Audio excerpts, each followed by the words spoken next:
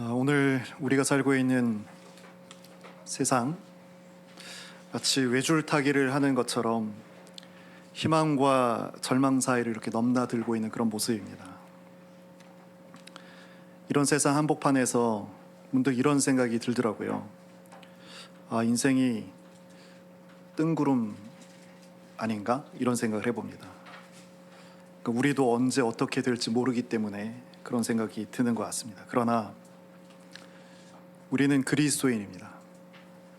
신자된 우리는 허망한 일과 상황에 몰두하기보다는 하나님께서 주신 하루를 성실하게 그렇게 걸어가야 합니다.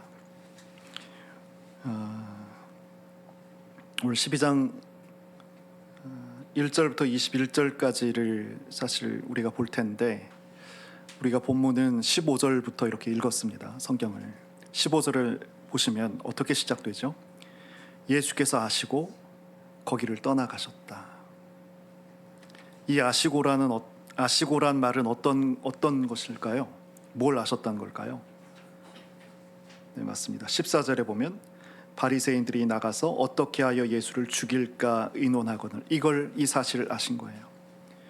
이런 바리새인은 어떤 사람이냐면 경건을 자랑하는 사람입니다. 경건을 자랑하는 사람. 경건은 하나님에 대한 깊은 존중을 바탕으로 해서, 그래서 우리의 삶의 방식을 그 하나님에 대해서 일치를 시켜 나가는 삶, 이것을 경건이라고 하잖아요. 여러분 이해되시잖아요.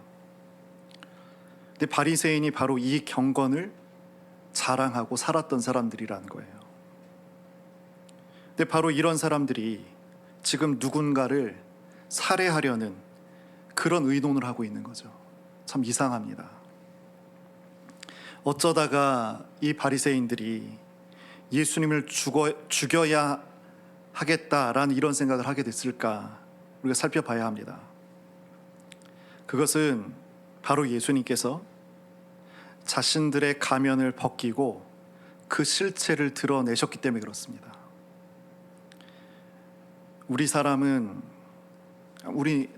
나는 숨기고 싶었던 그런 자신의 실체가 노출되게 되면 과도한 분노가 나타나게 됩니다. 우리 인간은 부끄러움이라는 것이 한 두 가지 정도로 이렇게 나타나요. 하나는 스스로 느끼는 부끄러움입니다. 나의 행동이 스스로 설정해 놓은 어떤 기준과 가치에서 위배가 될 때, 그때 느끼는 것이 스스로 느끼는 그런 부끄러움입니다. 어떤 이유로 해서 내 양심에 위배된 일을 내가 한 거예요. 그것 때문에 괴로워하는 것, 이것이 스스로 느끼는 부끄러움입니다. 근데 부끄러움에 또 한 가지가 있는데, 그것은 창피, 수치죠.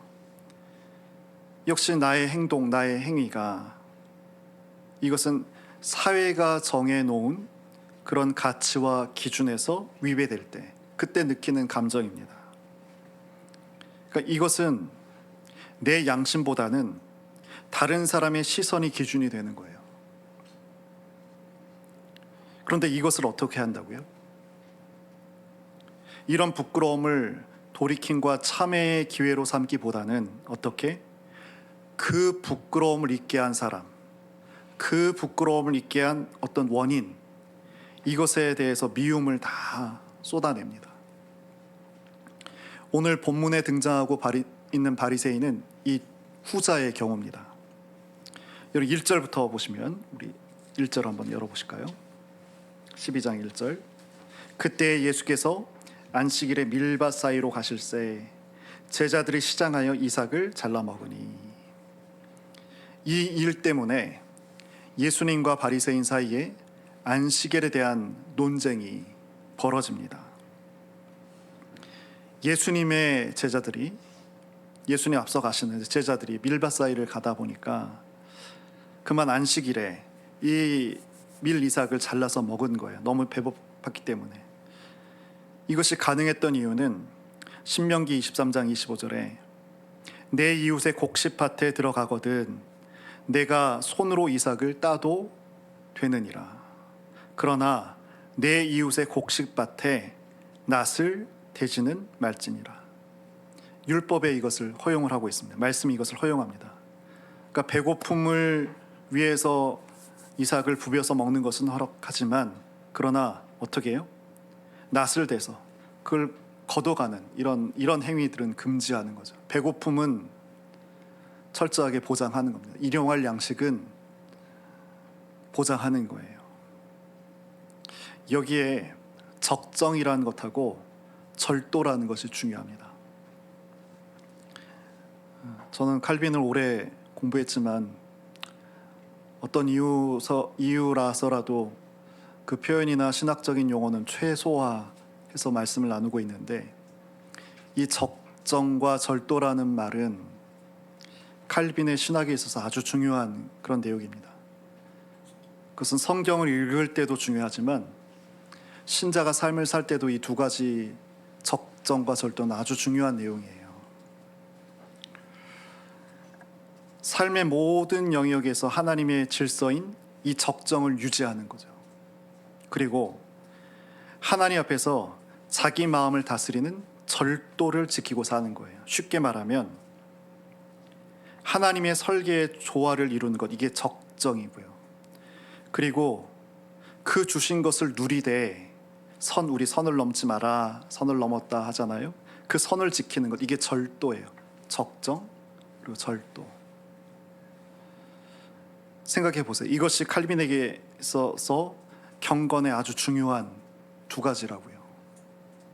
적정과 절도를 기억하게 되면 우리들은 세상의 유혹에 빠지지 않을 수 있고, 그리고 정말 하나님의 영광을 위해서 살 수 있게 됩니다. 지금도 독일 쾰른시에 가보면 거기 호적사무소 건너편에 한 인물의 동상이 있거든요. 이 동상은 누구에 대한 거냐면 과거에 쾰른 교구를 담당했던 프랑스가 아니고 프링스라는 추기경의 동상입니다. 시민들이, 이건 시에서 세운 것이 아니고 시민들이 감사한 마음을 담아서 이 상을 세웠어요. 이 프링스라는 분은 언제 활동했던 분이냐면 2차 세계대전 직후에 독일이 패전국이 됐잖아요. 전쟁에서 이긴 것도, 이기고 난 모습도 그런데 패전국의 백성의 삶은 참 참담합니다. 먹을 것도 없고요. 겨울에 불 피울 거리도 없는 거예요. 난방 없는 집을 생각해 보시죠. 그런데 눅눅한 추위, 여러분 한번 생각해 보세요. 추운 것도 추운데 눅눅한 추위를 불 없이 견뎌야 합니다. 근데 이것은 광산이 있는 지역도 다르지 않았습니다. 독일 내 패전국이었기 때문에 역마다 다른 나라로, 유럽은 다 연결되어 있으니까 패전국의 것들을 다 수탈해 가죠. 빼앗아 가죠. 석탄을 싣고 대기 중인 열차가 서 있어요. 역마다. 근데 이들의 그 독일 문화 가운데 계명이 있었기 때문에, 말씀이 있었기 때문에 도둑질 말라 10계명의 계명의 편말을 딱 붙인 채 서 있는 거예요. 그것을 보면서 저것만 있으면 좀 며칠이라도 좀 따뜻하게 지낼 수 있겠는데 음식도 해먹고 바라만 보고 있는 거죠. 이때 이 프린스 추기경이 1946년 송년 예비에서 말씀을 전하는데 그 일부분입니다. 지금처럼 가족의 생명이 위협받는 어려운 상황에서 스스로 아무리 노력해도 그 상황을 개선할 수 없을 때 나쁜 의도가 아니라 오로지 가족의 목숨을 지키기 위해서 남의 소유에 손을 대는 것은 십계명을 어긴 것이 아닙니다. 엄청난 파장을 일으켰습니다. 실제로 프링스하다라는 그런 말이 만들어졌어요. 프링스가 이 추기경의 이름이잖아요. 석탄을 훔치다는 뜻입니다. 독일 사람들의 엄청난 지지를 받았습니다. 이렇게 사람들의 마음을 받았던 것으로 프링스는 끝난 것이 아니고요. 이런 그 로마 가톨릭 교회를 조금 아시는 분은 아실 수 있는 것이, 로마 가톨릭 교회가 엄청난 그 방향 전환이 있었던 시점이 바로 그 제2차 바티칸 공의회였습니다. 이 제2차 바티칸 공의회를 통해서 로마 가톨릭 교회가 상당한 자정의 모습을 보여냈거든요. 이때 이 프링스 주기영이 굉장히 큰 역할을 했고요. 그리고 지금 우리가 그 최근에 그 교황이 바뀌었잖아요. 프란체스코 교황이 남미의 교황이었는데 그 이후에 레오 교황이 현재 교황이고, 바로 살아 있었는데 이 프란체스코 교황하고 나 교황 그만하겠습니다 하고 넘겨주니가 베네딕토 16세거든요. 독일 사람이었거든요. 이 프링스 추기경이 이 제2차 바티칸 공의회 때 연설을 하는데, 그 연설문을 작성할 때 이 베네딕토 16세를, 그때 아주 젊었던 신학자였는데 끌고 와서 그 연설문을 작성하게 합니다. 그때 전 세계 로마 가톨릭 교회에 베네딕토 이 16세, 교황 그 전에 이름은 다른데 교황에 대해서 베네딕토 16세가 된 거고, 이 사람을 전 세계 로마 교회에 주목받게 했던 사람이 바로 이 프링스입니다. 그러니까 독특하죠. 근데 지금 이분을 지금 알려드리려고 말씀드리는 것이 아니라, 잘 보세요. 적정과 절도를 지키는 것, 그 한 가지 예로서 지금 프링스 추기경을 말씀을 드린 거예요. 그리고 오늘 본문의 상황이 다르지 않아요. 예수님의 제자들이 배고픔을 면하고자 밀 이삭을 잘랐습니다. 이건 율법에서 허용하는 거잖아요. 근데 바리새인들이 문제를 삼습니다. 아주 교묘합니다. 그들도 율법을 알기에 율법의 무지한 대상들이 아니어서 이걸로는 안 된다 생각해 보니까 이 날이 안식일이었던 거죠. 묻는 거예요, 예수께. 왜 당신의 제자들이 안식일의 규정을 어기고 밀 이삭을 먹었는가? 라고 예수님과 충돌합니다. 이때 예수님께서 짧지만 합당한 안식일에 대해서 말씀해 주세요. 이게 3절과 5절인데 12장 3절을 보시죠. 예수께서 이르시되 다윗이 자기와 그 함께한 자들이 시장할 때 한 일을 읽지 못하였느냐.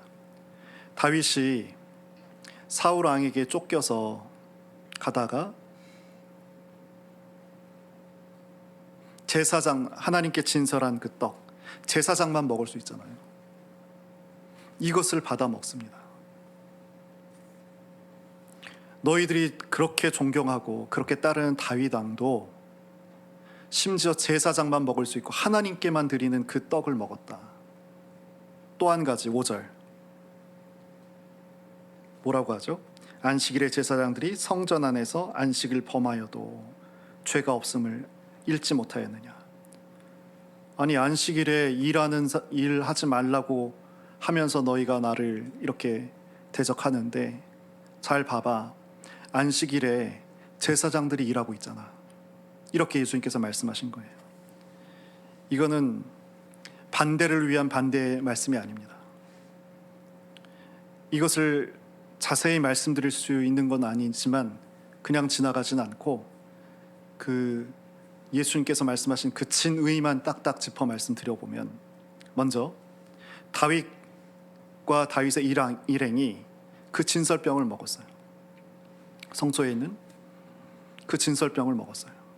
우리가 그 떡을 하나님으로 배부르자라고 그렇게 말씀을 나눴었잖아요. 이 진설병은 하나님의 말씀으로도 상징이 되는데, 그 하나님으로 배부른 것은 마땅하고 그렇게 해야 된다는 거였습니다. 그렇죠? 그건 틀린 것이, 지금 그것을 지금 짚어주고 계신 것이고, 또 한 가지는 제사장의, 여러분 안식일에 제사장이 일했다. 이건 어떻게 이해하세요? 안식일에 우리 사람의 일을 금하는 이유는 이날 일하는 존재는 누구라고요? 하나님이신 거예요.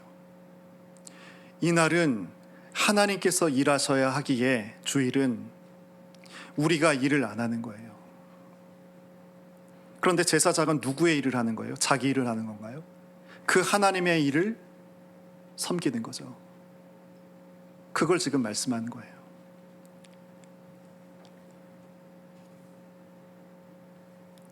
안식일은 여러분 기억하십시오. 안식일은 하나님께서 일하셔야만 우리가 살 수 있어요. 그래서 우리가 적정과 절도를 지키면서 이날을 보내는 거예요. 근데 우리는 이렇게 바리새인 수준만큼도 문자적으로도 이 날을 지켜내지 못하고 있어요. 안식일의 정신을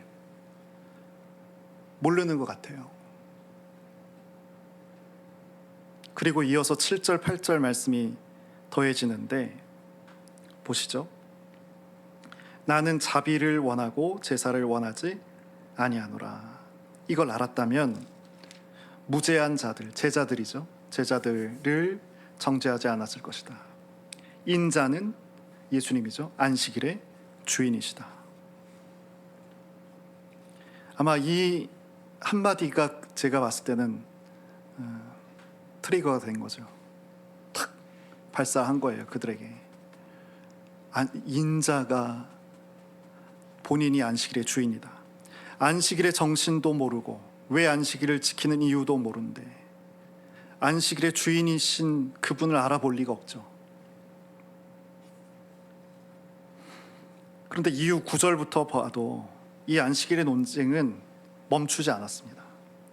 계속 이어집니다. 그날 장소를 바꾸셔서 회당에 들어가셔서 안식일에 한쪽 손이 오그라진 사람을 고쳐주십니다.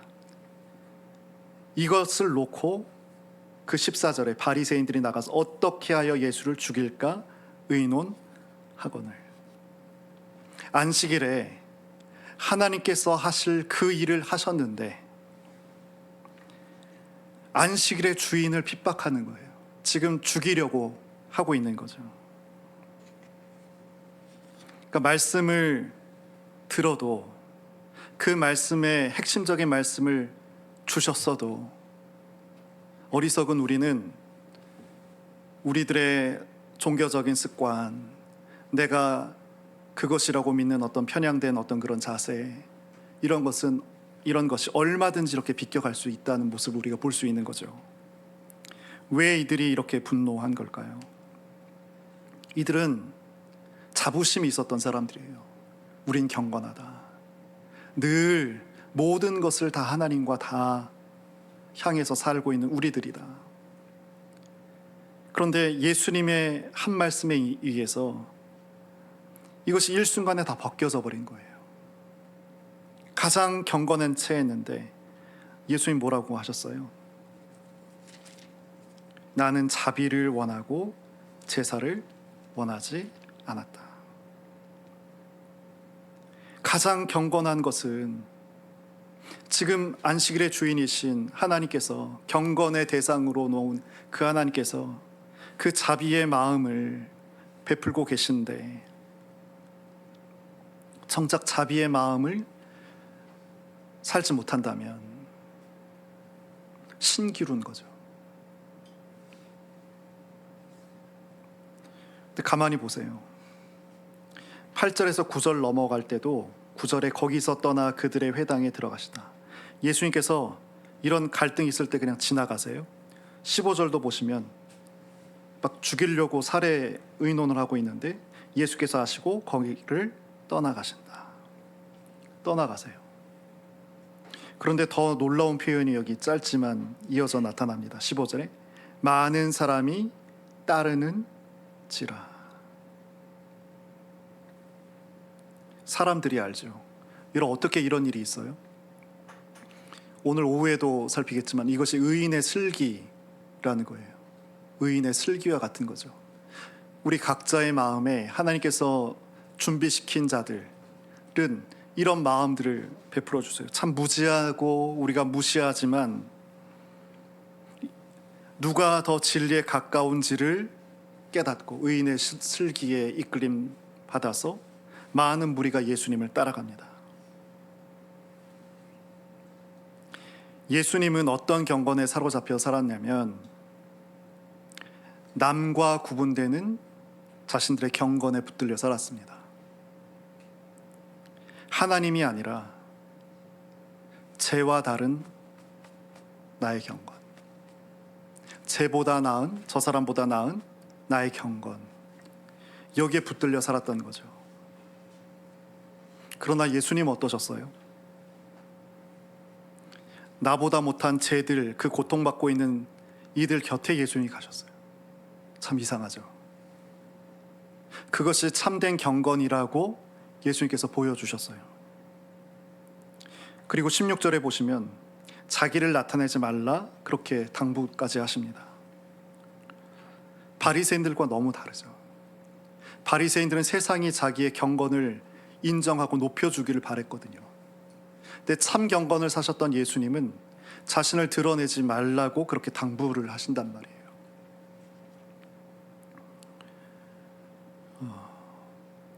우리 길가에 서 있는 나무들, 또 집 앞에 이렇게 나무들이 있으신가요? 저는 그냥 말 못하는 나무, 아무것도 할 줄 모르는 그런 나무, 여름이면 잎을 틔우고 가을이면 낙엽을 떨구는, 겨우낸 그 자리를 지켜내는 정도로는 알았는데, 나무가 스스로 하는 일이 많더라고요. 하나님께서 이 나무에도 굉장한 신비를 주셨더라고요. 나무가 겨울이 되기 전에 하는 일이 있습니다. 우리 눈에는 안 보이는데 잎 쪽으로 가는 그 수분과 양분을 나무가 스스로 차단해 버립니다. 이것은 그냥 저절로 우리가 뇌가 이렇게 얘기해줘서 되는 것이 아니잖아요. 어떻게 하냐면 그 잎자루와 가지가 붙은 그곳에 우리 눈에도 자세히 보면 보일 수 있는데 특수한 세포층을 꽉 만드는 거예요. 그래서 물과 영양분이 들어가지 못하도록. 그럼 어떻게 돼요? 조금 시간이 지나면 잎이 시들죠. 그리고 바람이 불면 다 떨어지는 거예요.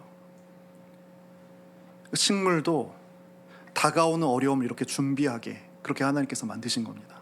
이게 참 놀라운 일입니다. 근데 더 놀라운 사실이 있습니다. 그것은 바로 이 식물에는 얼음 보호막이라는 것이 나타나는 거예요. 전 이게 굉장히 놀랍고, 이 얼음 보호막과 우리 예수님의 오늘 보여주신 모습이 너무나도 비슷하게 느껴지는 거예요. 세포가 얼마나 작은 거예요. 나무 세포 사이에 다른 세포보다 훨씬 수천 배 큰 이 얼음 보호막을 형성합니다. 여기에 이제 물기를, 수분을 얼려서 세포 사이에 이렇게 존재하는 거예요. 이게 어떤 역할을 하냐면 추운 겨울 동안에 단열과 보호 역할을 해주는 거예요. 그래서 나무가 사는 거예요. 아무것도 없는 동안에 나무가 살 수 있게 하는 거예요. 그리고 이렇게 봄이 되면 이 얼음 세포 주머니를 탁 터트려서 녹여갖고 어떻게 해요? 가지 끝에, 뿌리 끝에, 잎사귀 곳곳에 수분을 다 공급해 버리는 거죠. 우리가 봄에 새순을 보면서 참 좋다라고 하잖아요. 이렇게 보이지 않는 곳에서 이런 일이 벌어지고 있었기 때문에 가능한 일입니다. 이 얼음 주머니, 얼음 보호막과 여러분 예수님을 함께 생각해 보세요. 예수님도 또 얼음 보호막도 자신을 드러내지 않습니다. 그런데 주변을 살게 하죠. 그리고 온전함으로 회복해 하죠. 그리고 든든한 곁이 되어줍니다. 그런데 세상의 시선이 자신에게 머무는 것은 기꺼워하지 않는 거예요. 그러니까 자신을 드러내서 주목받고자 했던 바리새인과 너무나 다른 거죠. 마태는 이렇게 마태복음을 기록하다가 이런 예수님을 이미 경험했잖아요. 과거에 경험하고 지금 성령의 영감을 통해서 지금 말씀을 기록하고 있는데 어떻게, 왜냐하면 그 기록자를 기계처럼 쓰신 것이 아니라 그의 성품, 그의 여러 가지 캐릭터들을 다 사용하셔서 성경을 기록하시거든요. 성령께서. 그 마음에 이런 예수님을 어떻게 나타낼 수 있을까? 이때 성령께서 마태를 영감하세요. 인스피레이션. 그러니까 성령께서 우리 지난주에 안나하고 시몬 살폈잖아요. 시몬을 어떻게 하셨다고 그랬어요? 성령이 감동하셨다고 했잖아요. 그 감동 인도하신다고 그랬잖아요. 성령께서 성경과 관련해서 이 세 가지 일을 하시는 거예요. 인스피레이션, 영감, 기록자를 성경을 기록하도록 그렇게 하시고, 감동은 이렇게 말씀을 듣고 회개를 하든지 결단하든지 그렇게 인도하시는 것이 성경과 관련된 성령의 일하심이에요. 또 마지막 한 가지가 조명입니다. 조명. 이렇게 우리가 성경을 지금 읽고 있잖아요. 그러니까 여러분 기도하셔야 돼요. 그냥 영화 보듯이 직전에 오셔서 우르르 앉으시면 안 돼요. 이걸 기도하는 거예요. 하나님, 성경을 영감을 주셔서 기록해 하시고, 이제 그 말씀을 또 성령께서 우리에게 감동을 주셔서 다가게 하실 뿐만 아니고, 세상에 살아서 어두워졌고 세상과 내가 진비 없이 같은 한 주를 살았었는데, 이제 하나님 말씀을 듣고 읽을 때에 하나님 말씀으로 바리새인처럼 듣지 말게 하시고 하나님 말씀의 그 본뜻을 듣게 해 주십시오. 그렇게 하셔야 돼요, 여러분. 이때 성령께서 마태에게 영감하신 것은 고난받는 종이었습니다. 여러분 18절부터 보시면, 마태복음 12장 18절부터 보시면 기억하고 좀 이렇게 들여쓰기가 되어 있죠. 이것은 다 인용한 거예요. 이사야 42장을 인용한 것이 18, 19, 20, 21입니다. 이런 18절 앞부분을 보시면, 보라, 내가 택한 종, 내 마음에 기뻐하는 바, 내가 사랑한 자로다. 그리고 내가 내 영을 그에게 줄 터이니 그가 심판을 이방에 알게 하리라. 이사야에서 나왔던 이 말씀보다 예수님의 존재를 더 잘 드러내는 말씀이 없는 것처럼 그렇게 성령께서 마태에게 영감을 해주신 거예요. 이 고난받는 종의 모습이 지금 보여지는 예수님의 모습과 너무나 찰떡궁합인 거죠. 그리고 19절을 보시면 어떠세요? 그는 다투지도 아니하시며, 들레다는 말은 큰 소리로 외치다는 거예요. 다투지도 않고 큰 소리로 외치지도 않고 아무 길에서 그 소리를 듣지 못한다.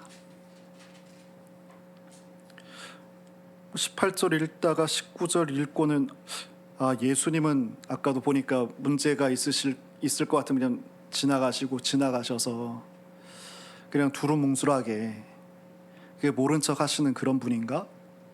그렇게 생각할 수도 있겠지만 그렇지 않죠. 그럼 바로 18절 다시 올라가서 끝부분에 보시면 마지막에 뭐라고 하세요? 그가 심판을 이방에 알게 하리라. 그럼 새 번역 한번 열어보세요. 이 18절에 그는 이방 사람들에게 공의를 선포할 것이다. 공의와 정의를 오늘 18절 이따가 20절에 다 그냥 심판으로 개역 성경은 번역해 버렸어요. 이게 좀 안타깝습니다. 그리고 새 번역도 이게 원래 정의인데 공의로 새 번역도 번역했죠.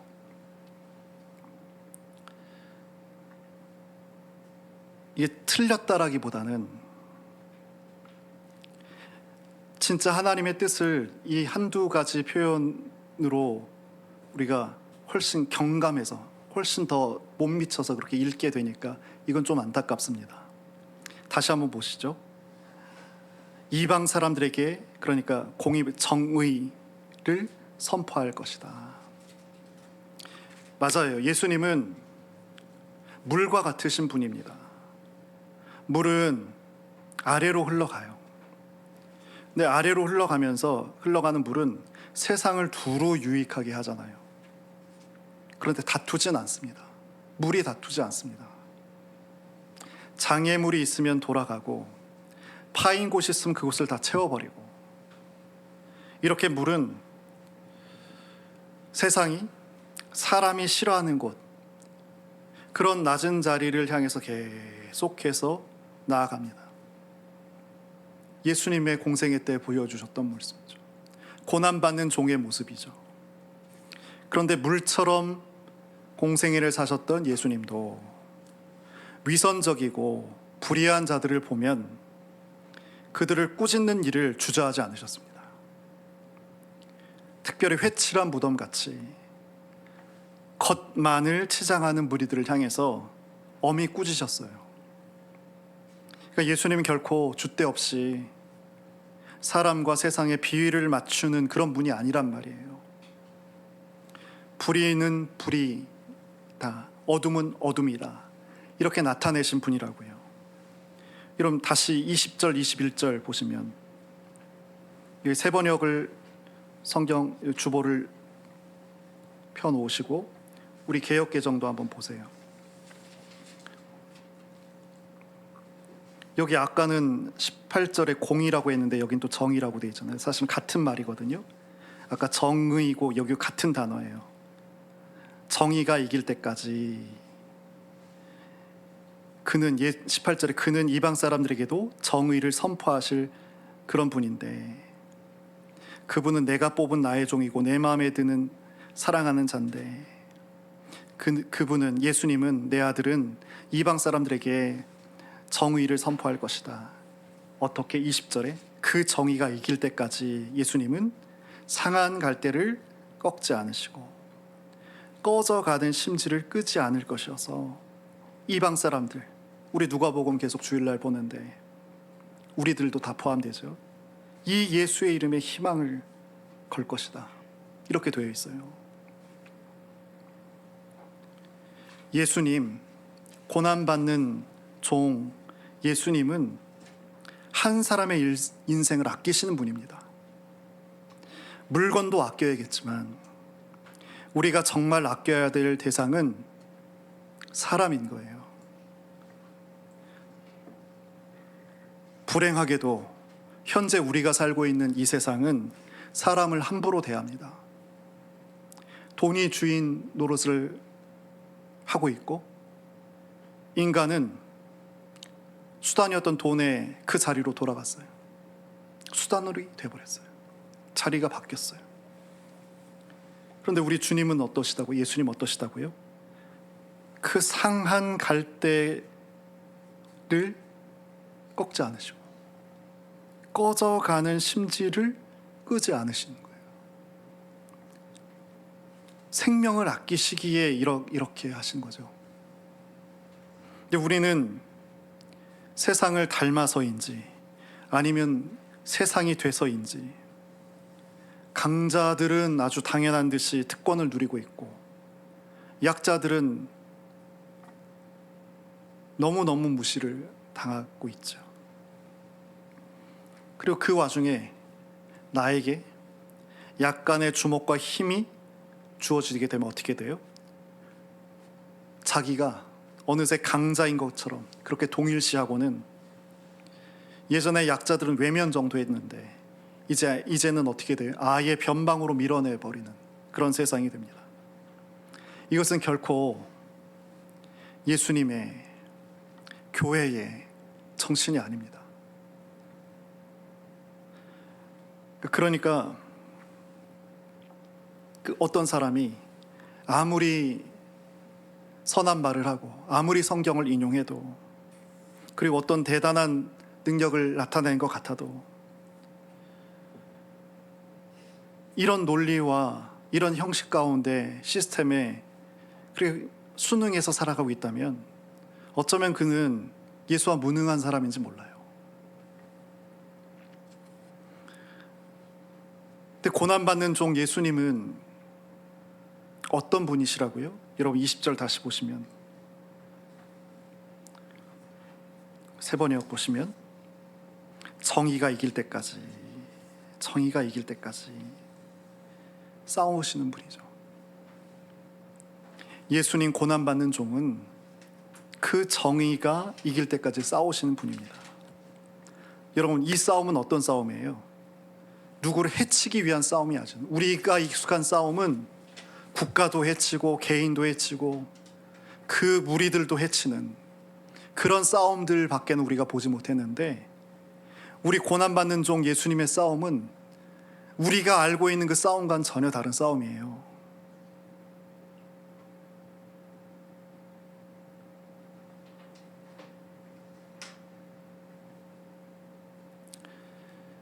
우리 교회에서도 이런 싸움을 한참 했죠. 십자군 전쟁. 굉장히 지고지순한 이데아를 갖고 시작했지만 형편없었고, 그 속은, 내부는 지금 이란과의 싸움도 다르지 않죠. 우리 예수님의 싸움은 어떤 싸움이냐면 모든 사람이 서로를 귀히 여기는 세상, 그 하나님 나라를 위한 싸움입니다. 현재 우리가 호흡하며 살고 있는 우리 세상은 이 정의와 공의가 무너진 세상이 됐어요. 그러나 일찍이 하나님께서는 선지자를 통해서 말씀해 주셨죠. 경건을 가장한 채 이루어진 예배, 그 경건의 삶 하나님 싫어하신다고. 그래서 나는 정의와 공의를 원한다고 그런 말씀을 주셨어요. 아모스서 5장 24절인데 오직 정의를 물같이 공의를 마르지 않는 강같이 흐르게 할지어다. 이것이 하나님께서 정의가 이길 때까지 고난받는 종 예수께서 싸우실 그 싸움의 말씀이죠. 예언이죠. 여러분, 벌써 기억에서 이렇게 가물가물하실 것 같아서 정의와 공의 한번 다시 짚고 가겠습니다. 미스파트, 이게 정의입니다. ጼ데카, 이게 공의입니다. 정의는 영어로 justice예요. 그리고 ጼ데카는 righteousness예요. 그러니까 just와 right, 이걸 보면 정의와 공의가, 왜냐하면 이게 치환되는 말이 아니라 개념이 달라요. 공의가 정의를 품고 있어야 합니다. 그러니까 정의는 잘못된 것을 바로 잡았는가 묻는 거라면, 이건 우리 세상 사람들이 다 알고 있죠. 근데 성경도 이렇게 정의를 이해해버리면 진짜 중요한 배경을, 공의를 놓쳐버리는 것이 됩니다. 공의는 뭐냐면 마땅히 해야 할 것을 했느냐요. 왜 이 질문이냐면, 공의는 바로 뭐냐면 하나님과의 관계를 말하기 때문에 그렇습니다. 하나님과의 관계, 이것이 공의예요. 그러니까 그 가운데서 내가 인생 가운데 일상에서 잘못된 것들을 바로 잡았는가를 묻는 거죠. 사법의 정의, 인권, 제도 개혁, 이런 것들을 확인하는 거예요. 이 공의 그리고 정의, 이것을 하나님께서 원하신단 말이에요. 근데 유감스럽지만 세상과 인류는 너무나 빠른 시간 동안에 돈이라는 것이 모든 가치를 블랙홀처럼 다 빨아들이게 되었습니다. 그래서 위태했지만 하나님의 은혜로 그 공공선이라는 것, 가치, 윤리, 이런 것들이 지켜져 왔었는데, 너무 안타깝게도 2026년을 살고 있는 우리들이 목도하고 있는 것은 이 가치가 무가치가 되어버린 현실이죠. 지구 전체가 전쟁터가 되어버렸습니다. 이 어둠을 향하고 있는 우리들을 경고하시고자 하나님께서는 코로나라는 것으로 경고하셨고, 형편없는 그런 목사님들 말고 최근에는 존경받았던 장로교 목사님들의 뒷걸음질을 우리가 보면서, 이건 마지막 정신이고 가장 성경에 가까운 신학이 장로교 신학인데 이 신학이 맞나라는 질문이 들 정도가 됐고, 그리고 AI와 겸부된 로봇은 우리 사람을 아마 우리가 여기 계신 분 눈 감기 전에 신속하게 대체되는 그런 모습까지 우리가 보게 될 겁니다. 그리고 이제 적군과 아군이 아예 구분되지 않는 그런 세상, 이것을 우리에게 계속 보여주고 계신 거죠. 무엇을 위해서? 이제 정말 하나님께 돌아가야 할 때다. 오직 하나님께만 양심을 거는 사람, 그들만 스스로 진실하게 존재할 수 있다. 이런 음성을, 하나님의 경고를 우리가 들을 수 있어야 됩니다. 볼 수 있어야 합니다. 전심으로 하나님께만 우리 마음을 들어 올려야 합니다. 세상으로 팽팽해진 긴장된 우리 마음은 늦추고, 세상 때문에, 세상의 어떤 이유로 느슨해진 우리 마음은 조여서 주님께만, 하나님께만 마음을 바쳐야 됩니다. 끊기지 않게 지속적으로 그 하나님께 우리의 마음과 시선을 드려야 됩니다. 죽음의 냄새가 일상이 되어버렸습니다. 하지만 그런 세상 속에서도 어떻게 해요? 한겨울 같은 죽음의 때에 얼음 보호막을 만들어서 생명을 보호하고 생명을 피워내는 것처럼, 하나님께서 세우신 교회는, 하나님께서 부르신 성도는 이런 생명을 깨워내기 위해서 부름받은 존재라는 사실을 우리가 잊어서는 안 돼요. 그리고 이 거룩한 부르심에 응답할 수 있는 그런 우리 참빛이 되었으면 좋겠습니다. 오늘 말씀의 결론을 함께 나누겠습니다. 세상은 강한 자가 이기고 드러내는 자가 주목받는 것처럼 보입니다. 그러나 하나님 말씀은 우리에게 전혀 다른 길을 보여주셨습니다. 예수님께서 보세요. 도전해온 바리새인들을 지나가셨지만 뭘 해주셨어요? 바른 말씀을 주셨어요.